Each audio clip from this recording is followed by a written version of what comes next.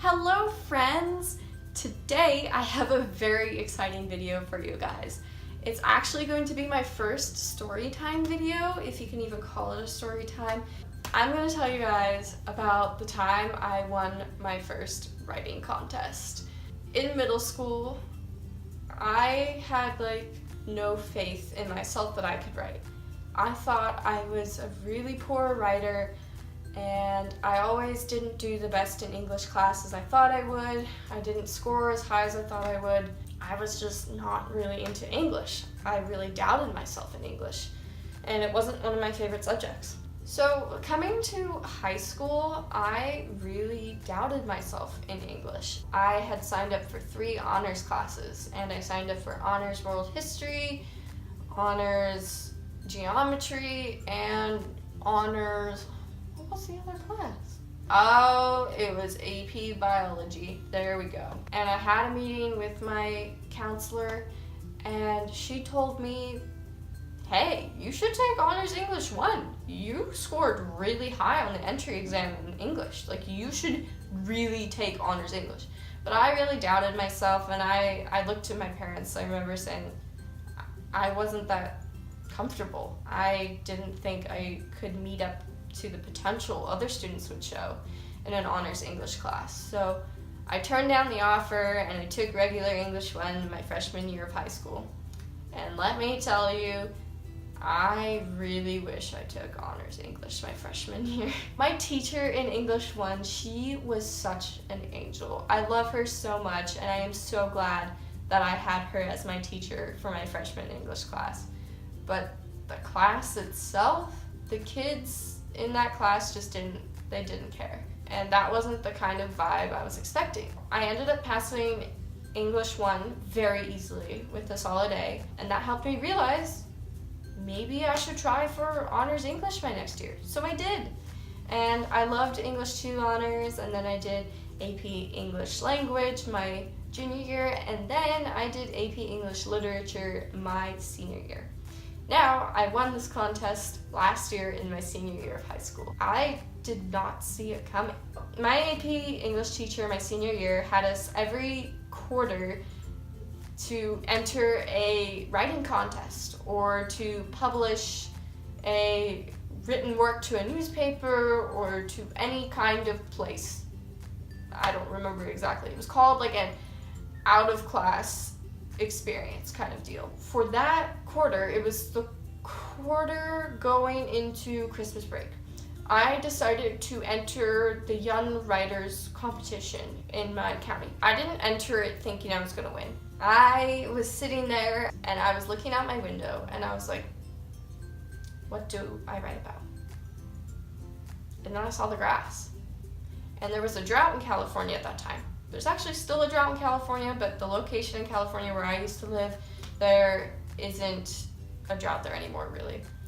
But it was a drought there currently last year, and I remember seeing the grass. It was very dry and dead, and that's what inspired me to write. Now, one thing that my English teacher told me my senior year is that I was really good at imagery. I could depict images with vivid language to help you visualize what I was seeing. I didn't think that was going to take me anywhere because I used it in all my college essays, I used it on all of my writing projects at school, but I didn't think it was going to take me anywhere. Little did I know that I got a call from the competition people, and they told me I won second prize. I won second prize. I was so happy I started crying when I got the call. I did not expect it. It just opened my eyes that how well I've improved and how my whole outlook on English has changed. Anyways, I've kind of talked a lot about how I got here, so I thought I would actually read you guys my winning entry. It's called The Drought.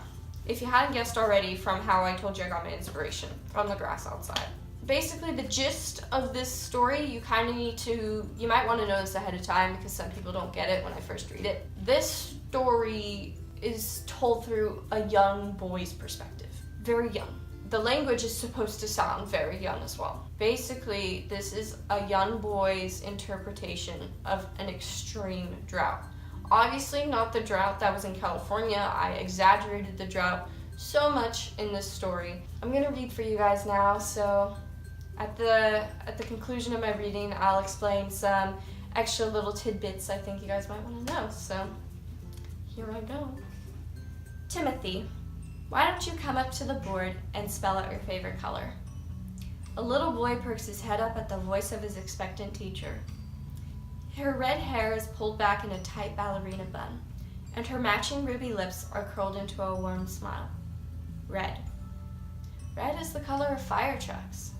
Timothy's dad is a firefighter. He's a big, brave man that saves kittens from trees and puts out fires. Every day, his dad always brings him back a new red sticker from the station. It's a little thing that reminds Timothy to be brave. Timothy isn't a scaredy cat like the kittens in the trees. He's a big, brave firefighter like his dad who saves those kittens in the trees. Timmy! A soft little voice whispers from behind. Timothy, or Timmy, turns around. His little blue eyes meet the sparkling jades of Angelica Waters. Miss Fenwick is waiting, Angelica's squeaky voice whisper yells. Angelica Waters. Water. Water is blue. Timmy likes the color blue. Timmy remembers all the times that he and his mom would go to the beach together while his dad was at work. Timmy loves the ocean, and the ocean is blue. He loves to chase and be chased by the shoreline as the waves roll in. He enjoys the feeling of his feet burning from the hot, prickly sand, relieved by the icy coolness of the ocean's white froth. But Timothy's mom won't let him go by himself. Timmy is too young. Timothy turns back around, his blonde bangs covering his wispy eyebrows. He crinkles his freckled nose and stands up from his squeaky plastic chair. His sandals echo against the frail tiles as he approaches Miss Fenwick, who is patiently still holding out a piece of white chalk for him. White. Timmy freezes in his tracks. White, he thinks. Clouds are white. Timothy hasn't seen a cloud in 3 years. He misses them. He misses how they'd cry. And their tears would tickle his fingers and taste salty on his tongue. The last time he watched a cloud cry was with his big sissy before she left. Timothy's mom tells him that his big sifty left to go to big girl school and would be back when he's a big boy. Timothy misses his big sissy. Go on, little man, spell out your favorite color, Miss Fenwick urges him sweetly, gently placing the piece of white chalk in his grubby left hand.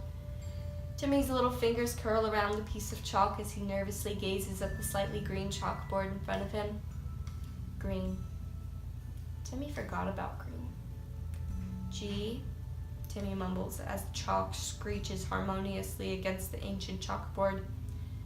R, E, E, N. Green. That's my favorite color. The class falls silent. All that Timmy can hear is the sound of the clock ticking and the ceiling fan swiveling around lifelessly. Miss Fenwick's wide eyes look upon Timmy in bewilderment at his choice of color. Green? She shakily asks. Timothy, why is that your favorite color?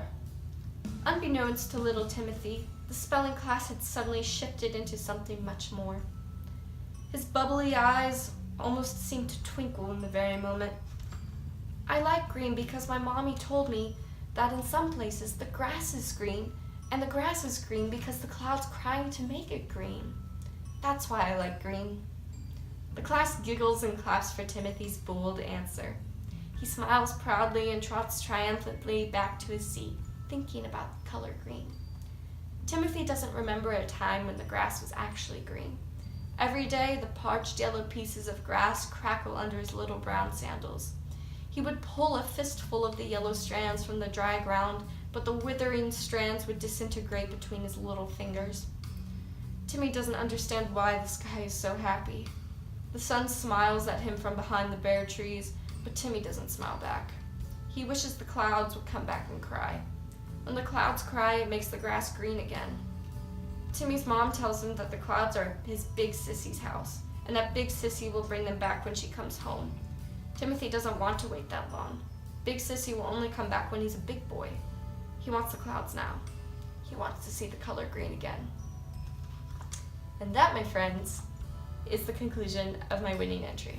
Again, that was a huge exaggeration of the drought, and obviously clouds were still around, obviously the grass was still green. I just thought that to make an extreme point about the drought and how if it ever came to that point that for some people, like Timmy, he'd rarely ever seen the color green, and he'd rarely seen clouds. I just thought that was very fascinating. I just thought that that was a really great way to harness my imagery skills in writing. So that got me second prize in a writing contest, guys, and I'm so proud of that. Anyways, you guys, that is all I have for you guys today. Thank you so much for watching. If you liked this video, give me a thumbs up. It lets me know what I'm doing is good and you enjoy it. Feel free to subscribe to my channel so you can see when I upload new videos, and if you enjoy my content, you can see more of my content. Thank you so much for watching again, you guys. I hope you all have a wonderful day, and I hope to catch you guys on the flip side. See you guys later. Bye!